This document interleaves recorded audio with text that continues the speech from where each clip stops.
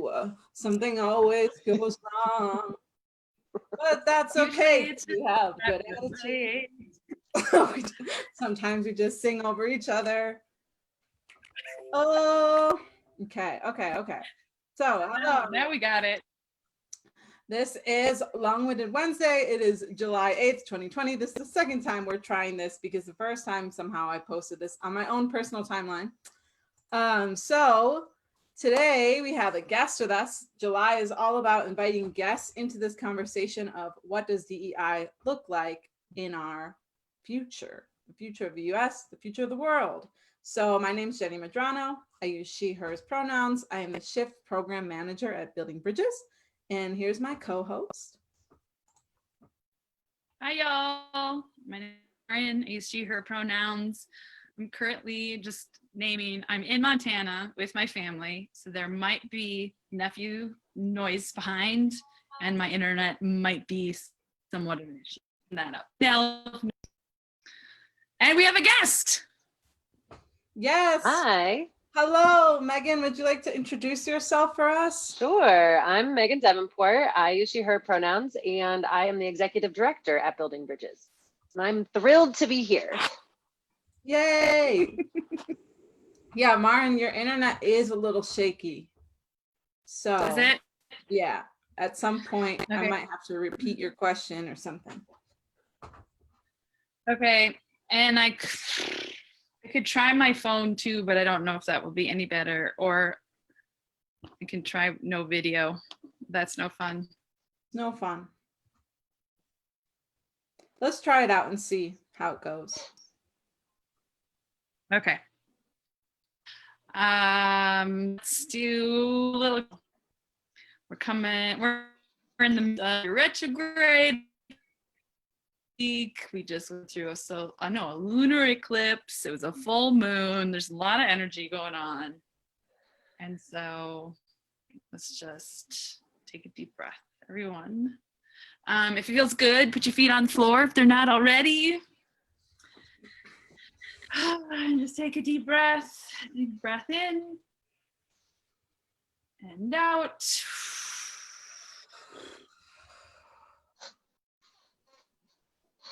Another deep breath in, fill in your whole belly, your diaphragm, that lower part of your belly. Breathe in. Even bigger and out.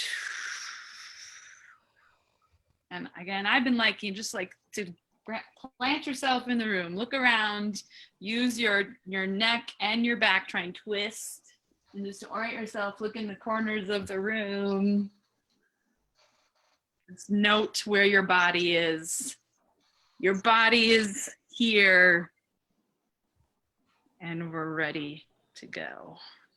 So yeah, we've been talking about, we had Reagan on last week.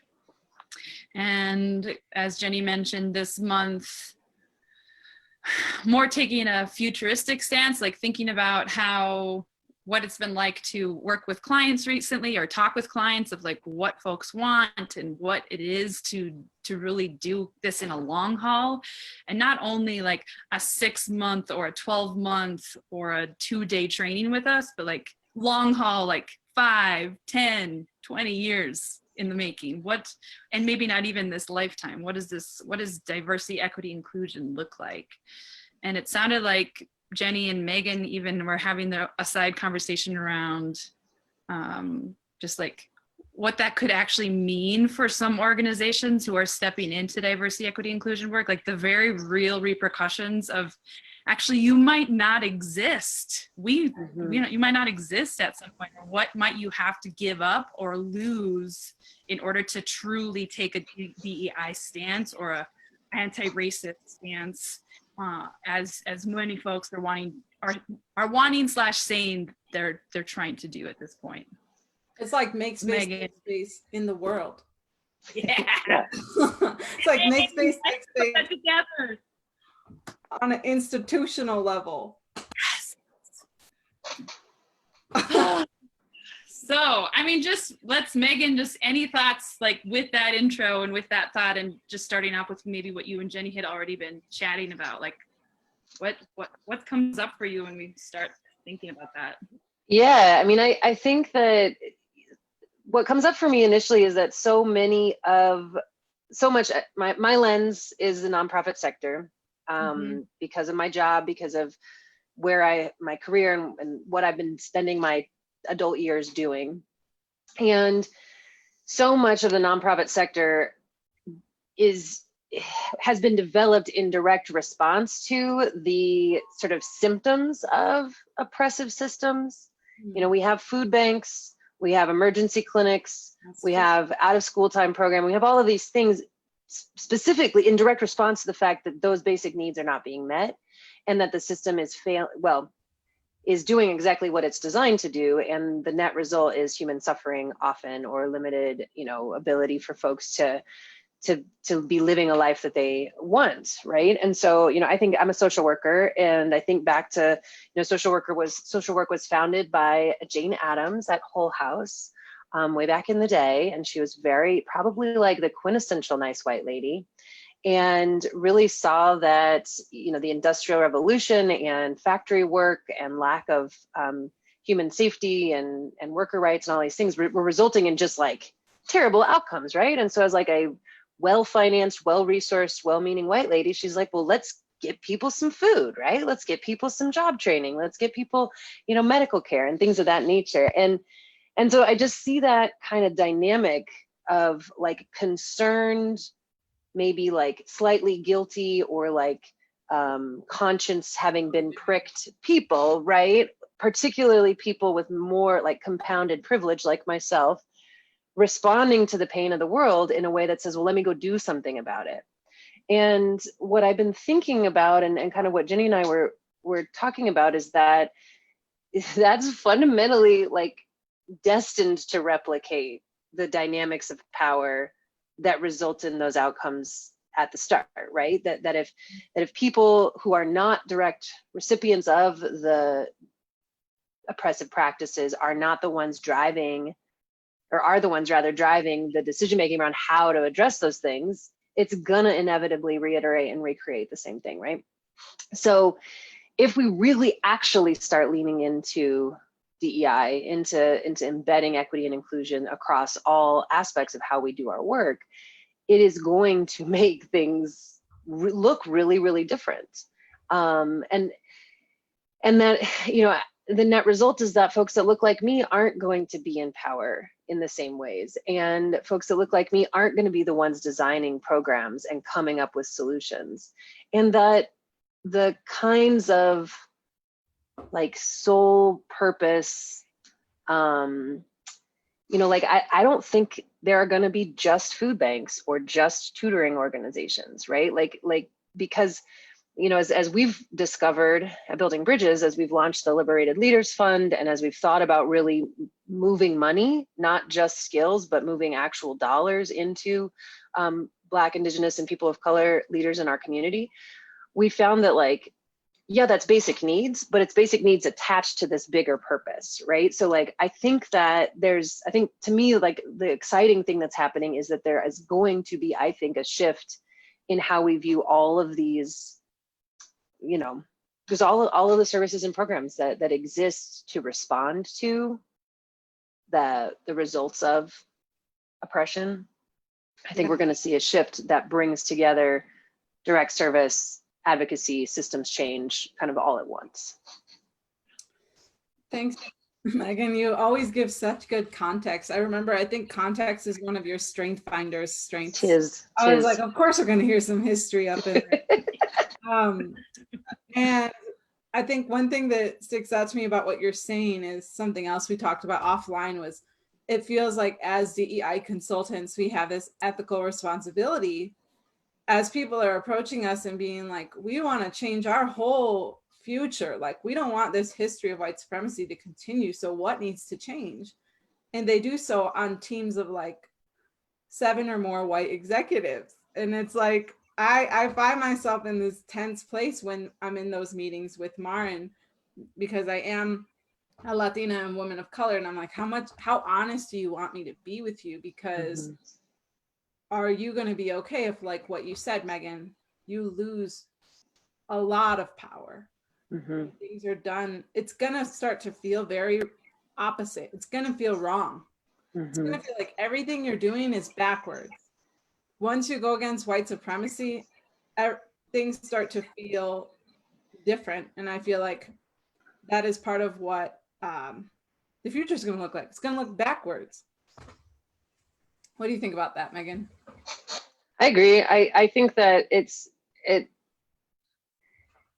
to not just, well, I don't know how it's going to look. I don't know what it'll look like on the surface. I think it will look very different.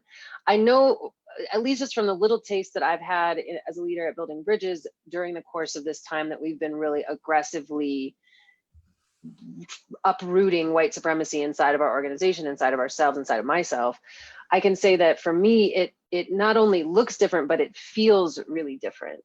And that there are moments when it feels, as a white person, accustomed as I am to being in charge and to being listened to and to having like the right things always to say, it feels really decentering, and it feels like maybe I don't know everything, right? Like it feels, I experience self-doubt in ways that I didn't before, and my perspective, needs, desires, ideas are not like they're not important, but they're just like decentered. They're taken kind of off of the pedestal and put either behind other folks' ideas, or at minimum on like an equal consideration with others in a way that is not common to my lived experience as a white lady. Maren, I see you nodding. You relate? Yeah, absolutely. Well, and yeah, correlations with other dynamics, especially with patriarchy and men in my life, but in terms of white folks as well, that's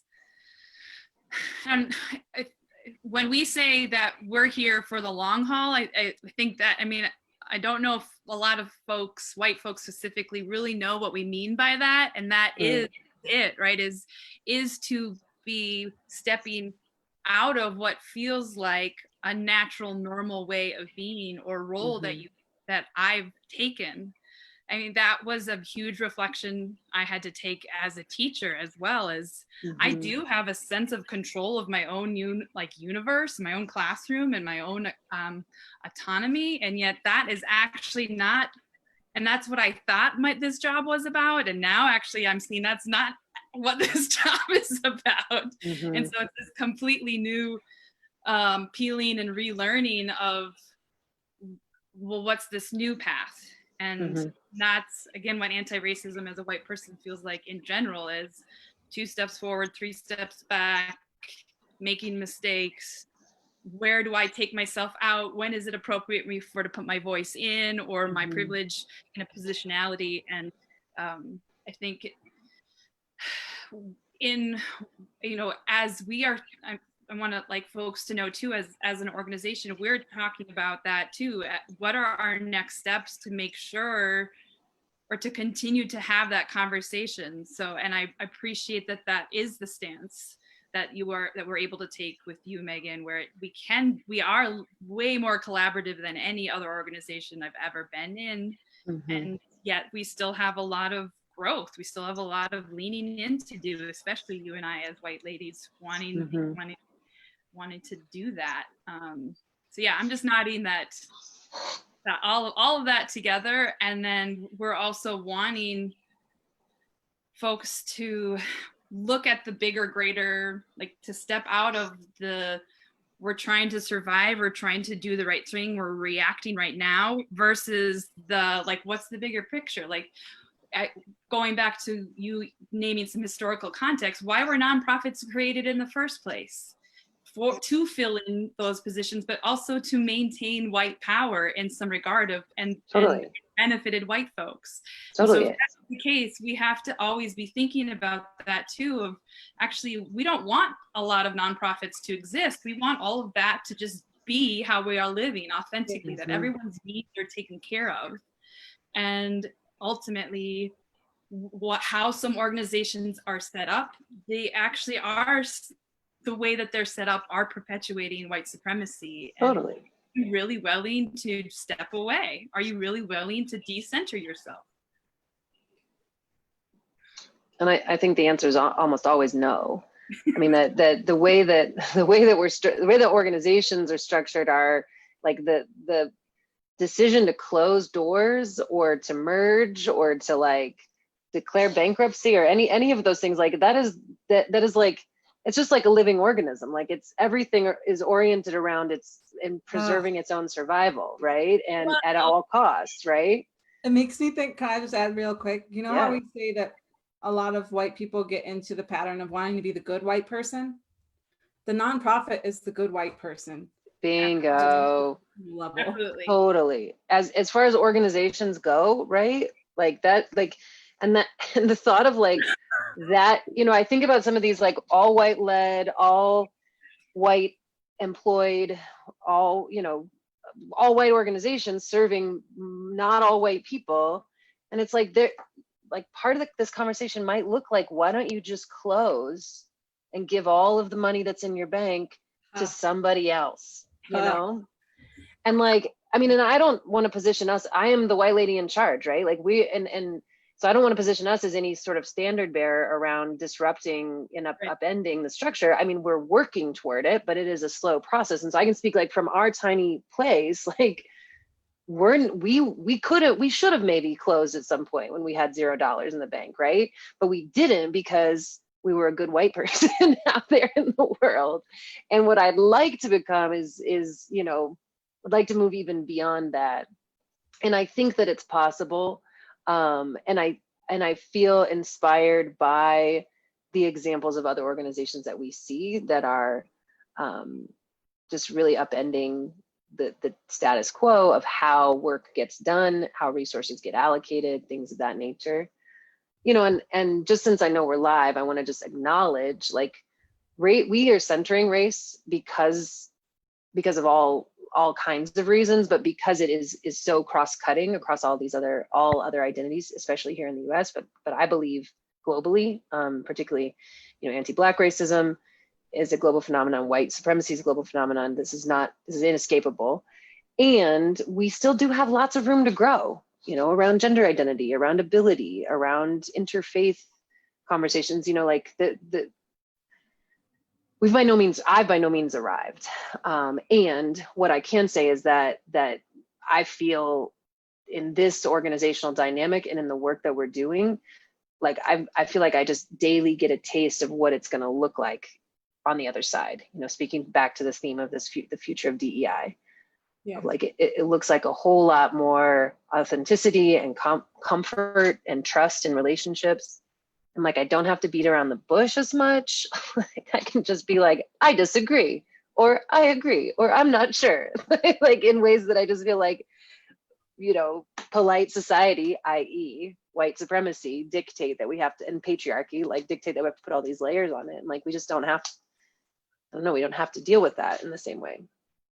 I think that that idea of like people wanting to continue to be the good white people, and this is also nonprofits, bold statement coming at your way. This is also some nonprofits that are led by people of color, that are led by Black folks, Indigenous folks, people of color.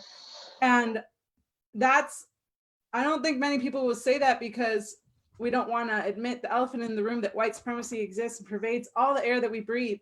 Mm-hmm. So I think in some of the organizations I've worked for, I've worked underneath people of color, many of whom understand this work deeply. I will not discount that. And others who don't. Mm-hmm. Perpetuate, how do we comfort white folks? And how do we help those poor Black and brown folks? Mm-hmm. The ones that are really struggling, because I'm not one of them, mm-hmm. but I feel really bad for them. So let me do charity work that keeps them exactly where they are without mm-hmm. developing them to be leaders. So I feel like it's across the board a problem, and it's very much tied to scarcity when we think about should you die or not, basically. Mm-hmm. When people think, should I stop existing? I think a lot of nonprofit leaders are thinking, well, then I lose everything. Mm-hmm. I lose my reputation. I lose all the work that I've done.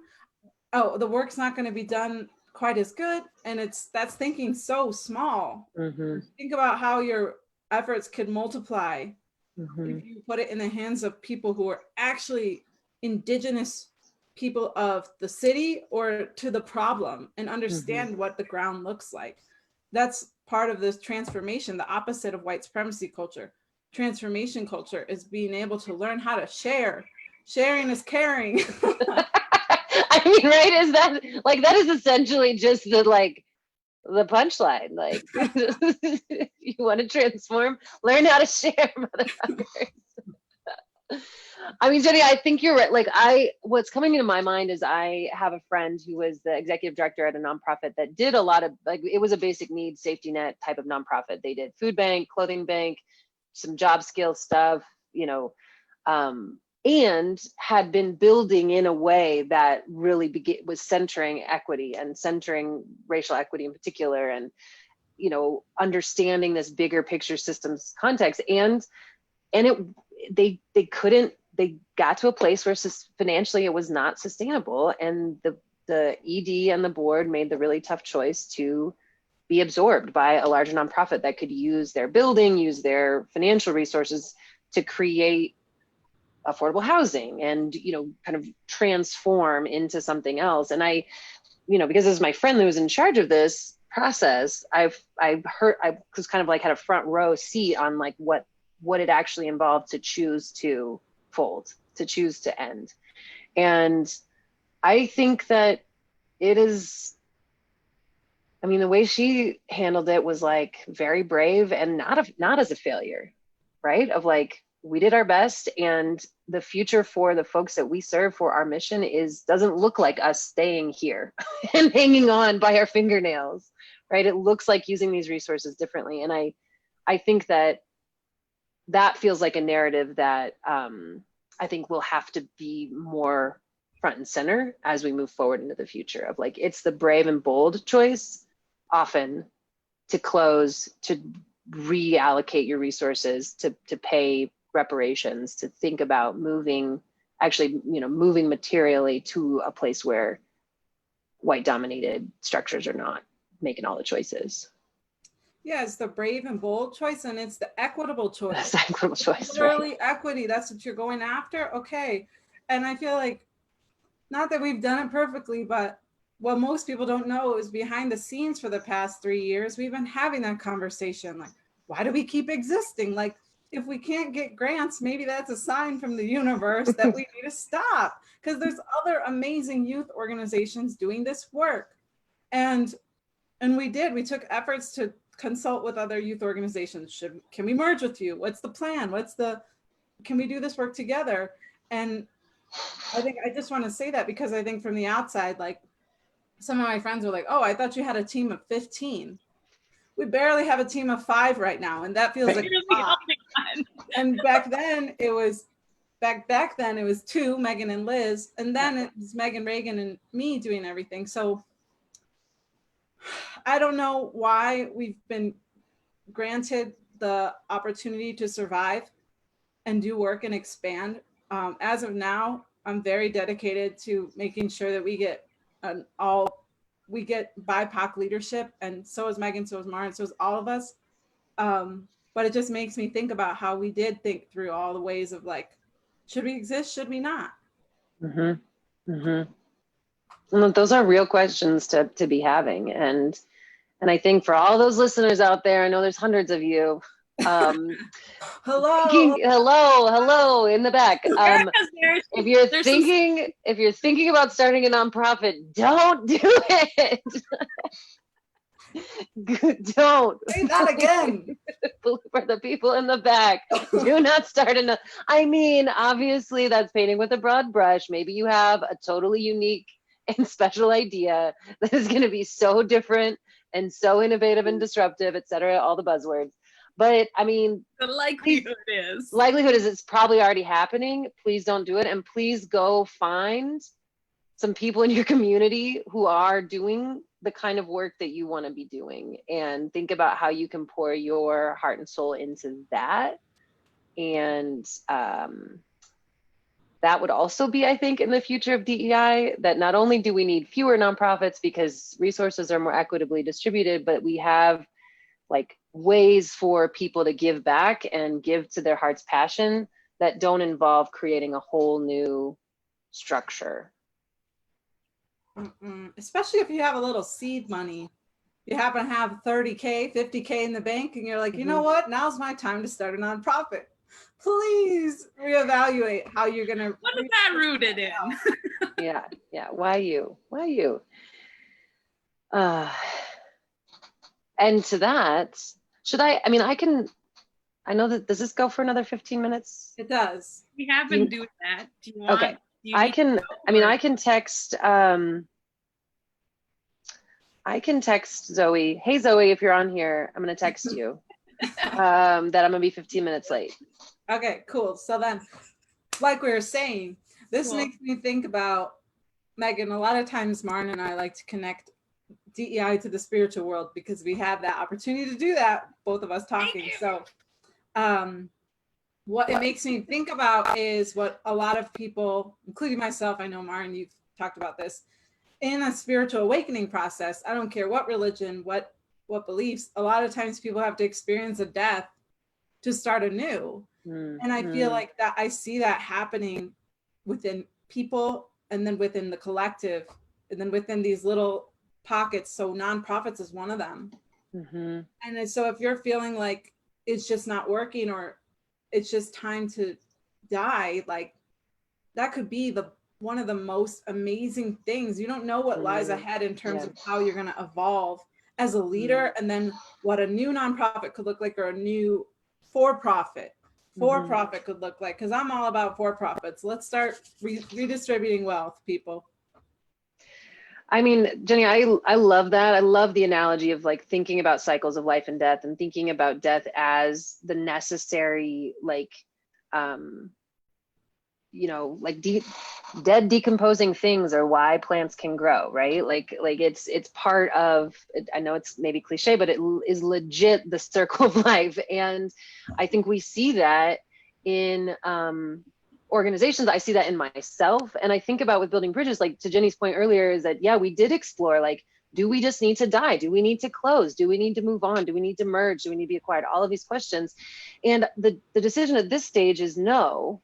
But what did have to die was my idea of what an ED is supposed to be and do.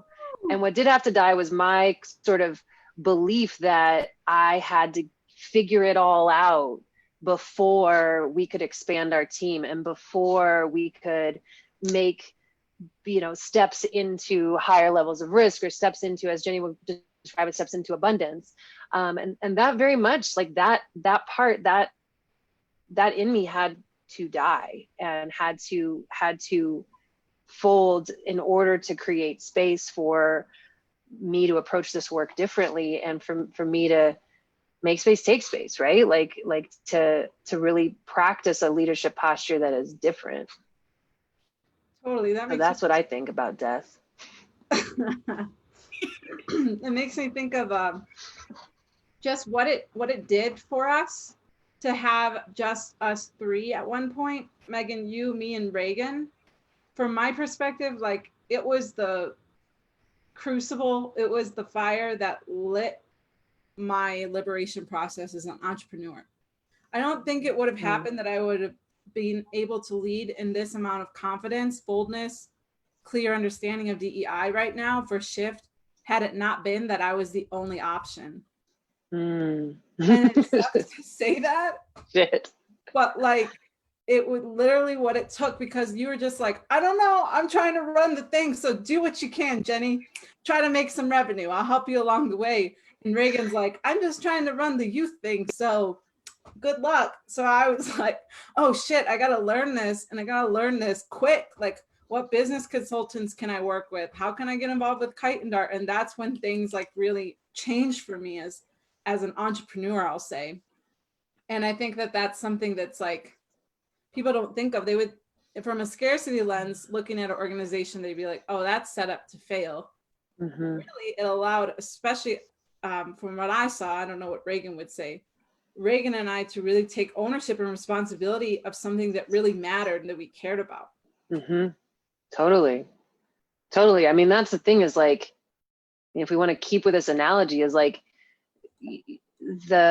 my internal process created the space and the sort of like fodder for growth, not just of myself, but and not that I was making your growth possible, you know, I don't mean to imply that, but just like by creating more spaciousness in our organization as a result of need and as a result of some choice, right, and some personal choosing, like we all were able to grow. And I think that's the other thing that I think is often missed. You know, we had a question posed to us, Jenny and I, maybe 6 months ago, I don't remember, of like, well, like, what if you know, if we pursue this whole equity thing, does it mean that like I as a white man have to give up some stuff, or like that my kids and my grandkids don't have access to as much privilege?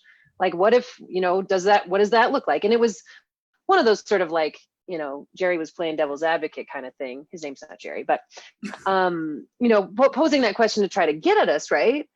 And I think like my response to him was not to toss the table, even though I was kind of inclined to do that, but it was to say kind of, yeah, like, yeah, your 18-year-old's not going to get off of that DUI charge so easy if policing is engaged in equitably, or your grandson's not going to be able to fail up as easily as perhaps you did.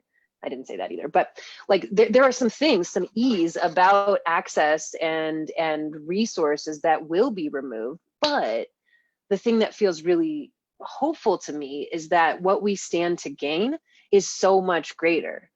That like, for me, I've had to curb my pride and curb my ego and find different ways to lead, and also different ways to use my skills. Like, my skills aren't necessary in every single context in this organization anymore, because I am actually believe and understand that I'm not the only one here, right? That it's not just all up to me. And as a result, Jenny's been able to grow and lead in ways that are just like, I think beyond what I had imagined, but also I think maybe, Jenny, beyond what you had imagined. Like, totally. You know, like that right, like just the net result, I just can't, I mean, I'm just like this every day. I'm like, oh my gosh, this is a bright and shining light in my life for sure, of just what's possible. Well, it's like we removed, sorry, Maren, I'm gonna give you space to talk because I know you've been listening, but real quick, we have removed 25,000 obstacles when we start to name white supremacy, because those obstacles always existed beforehand. Like, when I'm like, hey, I have this idea for intro DEI session, I think it should be called groundwork. In a normal nonprofit, be like, well, let's go through this loop and then send it to Don and HR, and then make sure that it's in type format and make sure it looks all perfect before you send it out. And we probably should hire someone for media. And then here it's like, Megan, you're like, cool, that's a cool idea. The rest of the team was like, that sounds great. Let's do it. And Maren helped us with the media and the imaging, and now it's happening. And now there have already been hundreds of people that have gone through this workshop that's changing how they see privilege and oppression. So it's like, when you name white supremacy, there's so many obstacles that are going to be removed from allowing your BIPOC leaders to thrive. And it makes my job easier. Yeah. End of the day. And I think that's just a testament too of like, well, there's like three things now I want to come back to it all. But the one, it's also like we are all able to authentically show up in all the ways, and we literally can create daily with each other as an organization in what we offer. Can you hear me? Yeah, your face is jostly, but the voice is fine. Okay. So I think there is what Jenny, you were saying, there is a testament to the opening that exists when already normalized conversations, conflict, understanding systems, white supremacy within the organization. We can have conversations, we can trust they don't work out, we try things, they do work out. really be able to, and what we've continued to have conversations around is, okay, so here's this, who's best to fit this, or who are the people to support it and move it forward. We almost benefit from being so small, and from tudes of what you've mentioned before too, of already dying and creating, and on a spiritual level, that is to the huge layer of all of this, is we have to normalize the dying, the destruction, and that be okay, a part of the scenario. And I think that's, as a collect, especially for white folks, there's this resistance to the dying right now, to the dying of conditioning, to the dying of a world where I have benefited for hundreds of years.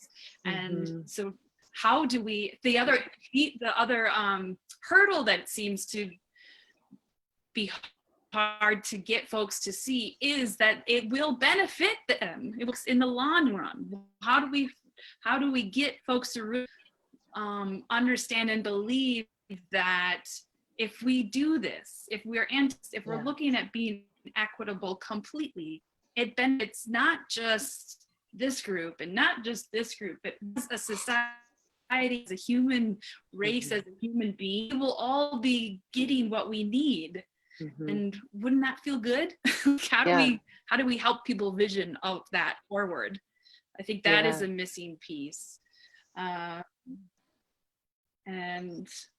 yeah, y'all said a lot. I'm just nodding like. I think that feeling, that idea of like convincing or this narrative of both that it's okay to let things die, to let things pass, to let things dissolve, but also that there's something for everybody on the other side, Maren, that you just described. That feels, I taught a class last year at the Graduate School of Social Work, and the lead teacher, her name's Devenport, shout out to Nadine. She positions that the class is specifically grounded in disrupting privilege. This idea of centering in and focusing on a set of privileged identities to disrupt. And this is about racial identity, but also about cisgender identity and ability identity and US citizenship privilege, et cetera.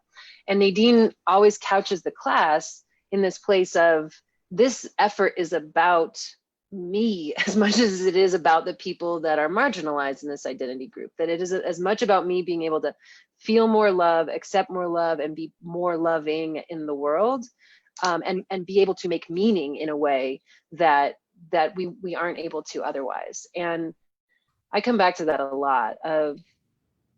It may feel scary for a lot of folks who are coming to an awareness that discomfort is part of this process. It feels scary to me sometimes, this unknowing and whatnot. But I think I hold on to that belief that what I stand to gain is so much more of my own humanity back, that I am that I'm often cut off from. Yeah, I think we talked about this last time, but it bears repeating. Like, white supremacy is designed to keep you alone. It's called rugged individualism for a reason. You're in a silo. It's up to you to, like you did last time, Maren, hold all your money bags, make sure none of them drop, because someone's gonna steal it from you if you do. It's up to you to put on a front that you're a fucking robot. Sorry, I'm like getting passionate about it, and not a person with human feelings and emotions. Like, it is designed to kill you anyway, and make you act like you are this person that's not really a person, that's really just trying to build and gain and be greedy. And when we do this work, it seems like, wow, this is gonna really hurt me, when really we're already hurting. It's designed to heal us. Nice. Yep. But to opt into that You froze. healing work, to opt into that growth, or what it is. Oh. Can you say that again? You said to opt. We heard it, to opt into that healing. Oh. That work is hard. Okay, I think you said that work is hard. It's going like, right. Now you do sound like a robot. It's white supremacy. It's trying to break us down on this call. Okay, so it's 1:14. We love to end our sessions with a checkout question. So Maren, do you have a checkout question in mind, or do you want me to think of one?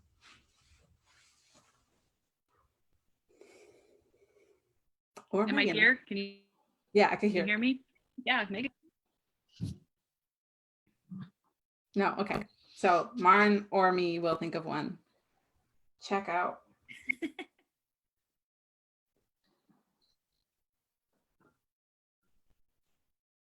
What do you think is a good question to ask yourself as a nonprofit leader or nonprofit staff member that could help you determine whether or not you may need to die?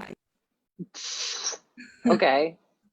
What is a good reflection question to start the process? Because some people might listen to this and be like, oh no, but it should take some reflection. So Yeah, I think a reflection question that comes to mind for me is to ask yourself, are the people making decisions about how we are spending, allocating, using resources the same people as those who are receiving the resources? And if the answer is no, the follow-up question is why not, and what would it take to get there, to get to a place where the people that you are trying to serve are the ones actually in control of the services. got it. Thanks, Megan.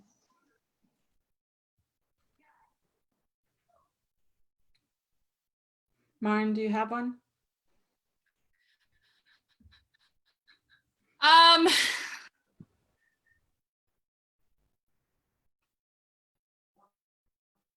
I think it's just, I don't know, like it's all I can think of right now is like a bigger, more broader one, kind of what we started with is like, what are you willing to give up?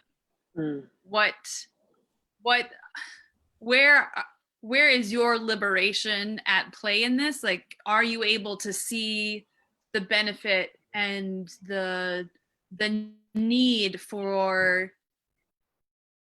the potential for destruction, for loss, for risk, for putting yourself out of the scenario? Mm-hmm.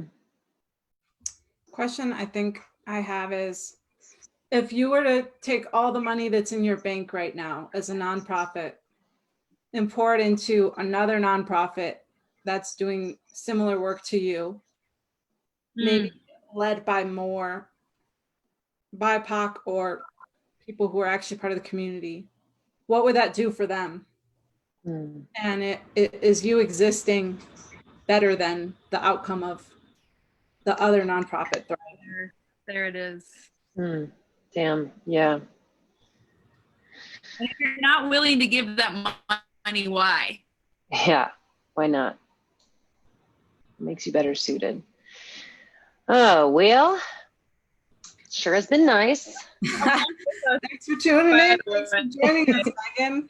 Absolutely. This is my big dream is to be a talk show host. Actually, my big dream is to be an MC, but talk show host is second best. So happy to be a guest on this show. Thanks to all the viewers out there. Like and share, subscribe, all the things. Yes. And Zoe, if you're watching, I'm getting on our meeting Zoom right now. Cool. Thank you, Jenny and Maren. Really appreciate you both. See you next week.